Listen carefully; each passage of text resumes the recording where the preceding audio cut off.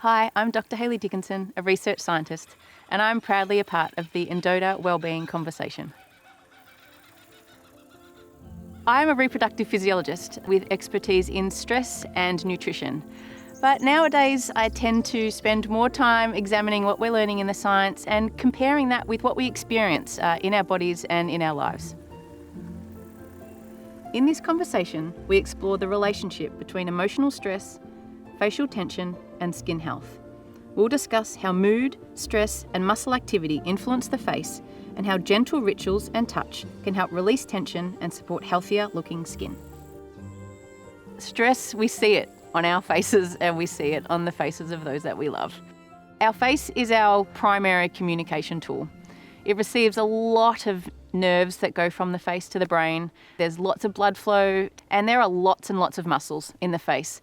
And so this is why when we can be feeling stressed or overwhelmed, we absolutely see it on the face. The interesting thing about the face is that it's a two-way communication channel. So it's critical for our interaction with others, but our face is also communicating with our nervous system. So if we are holding stress and tension on our face, that's communicating back to our nervous system that we are feeling stressed and overwhelmed. So we can find ourselves in this really powerful feedback loop between feeling the stress and the strain in our body, expressing it on our face, and then our body, our nervous system reads our face, and so it just keeps perpetuating that strain. And so if we can find ways to soothe and relax the face, it can be a really powerful way for us to regulate our nervous system. We can experience tension anywhere on our face, but I think for most of us, we would be familiar with the furrowing of the brow.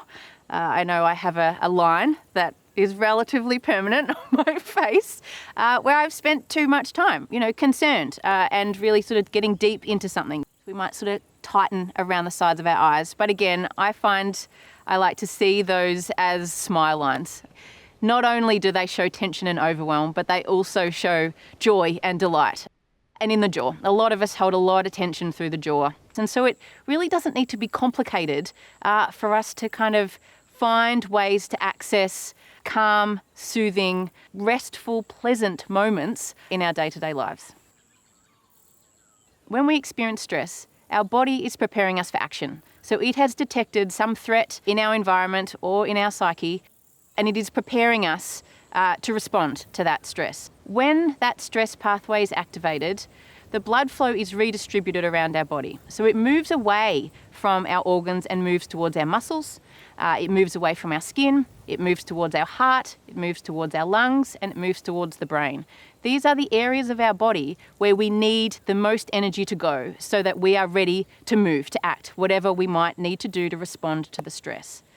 But for our skin, that can be a real problem because our face in particular has lots of very fine vessels, so very small blood vessels. So when these don't get adequate blood flow, that can impair oxygen delivery and it can impair nutrient delivery. And so those things can then impair the skin's ability to regenerate and turn over and heal, and we can even lose our colour or complexion when we are in those periods of stress.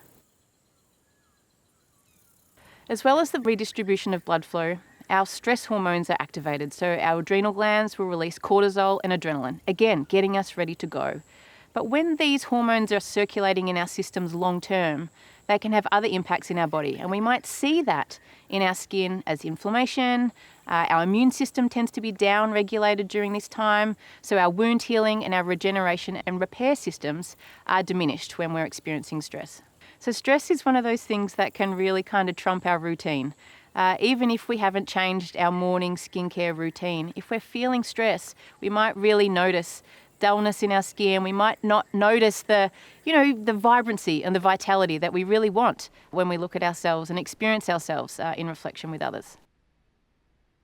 Our face is our primary communication tool. And so when we're feeling stressed, it shows on our face.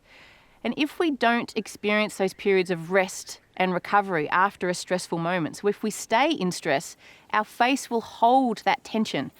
And we can find ourselves habitually furrowing our brow, even when we're experiencing joy. So it can become a bit of a habit for us to hold this tension. And I think one of the most important things about relieving the tension is that we need to bring awareness to the attention first. It can become such a part of our normal way of being, I suppose, that we don't even know that we're holding a little bit of tension in the jaw, or that we're, furrowing our brow.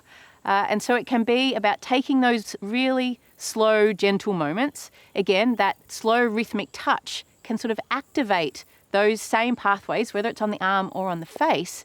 We can activate that same part of the nervous system with that slow rhythmic touch and remind the nervous system that we are safe, that we are okay, and that it's okay to release this tension that might be sitting in those areas. I have always sat in the camp thinking that facials and facial treatments are overwhelmingly cosmetic. I've really focused more on the product end of a facial. But as I dived into this science and as I really learned more about those C tactile afferents and the parts of the brain that they connect with and communicate with, a facial is so much more than product or a cosmetic. It's not about vanity in any way. The pressure that is applied during a facial treatment is very gentle. It's very much that optimal condition for activating those afferents that then channel back to the brain to ask it the question, how am I feeling? What's happening for me internally? And so these really slow, nurturing treatments can really help us access that nervous system in a way that until diving in here, I really didn't appreciate. So look out, because I'm coming in. We've been in spa, we've measured the physiological changes that happen in a massage, and they're profound and they are long lasting and they're extraordinary.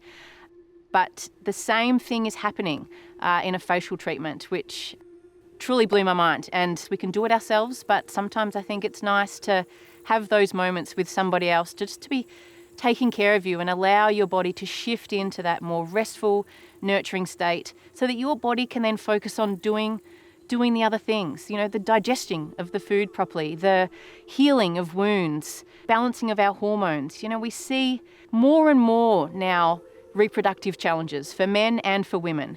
And the science is and continues to be so overwhelmingly clear that the more stressed we are, we just do not prioritise those systems in our bodies. And so if we do not take the time to come back to ourselves, to check in, see where we're feeling, become more aware of those, they're called interoceptive processes, so the feeling of the sensation within the body. If we don't take the time to come back to those moments, we are forever going to struggle with those other biological and physiological processes in the body because they need us to be present.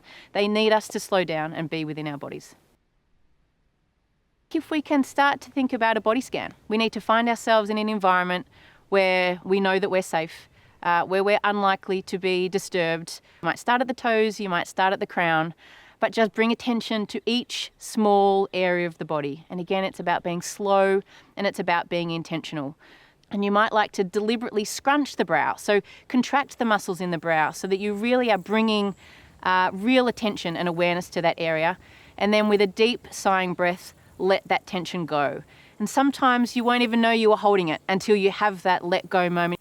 And then we just move a little bit further down the face. Do the same around the eyes. Close the eyes, scrunch the face up, and then with an exhaling breath, let that tension go. So we can just do that through our entire body and slowly releasing the tension. But remember, most importantly, what we're also doing is communicating back to that nervous system, back to how we're feeling, that we're safe and that we're nurtured and that we can relax. Understanding how the body works helps us care for it more intentionally. To learn more from the Endota Wellbeing Conversation and explore simple ways to support your health and longevity, visit endota.com.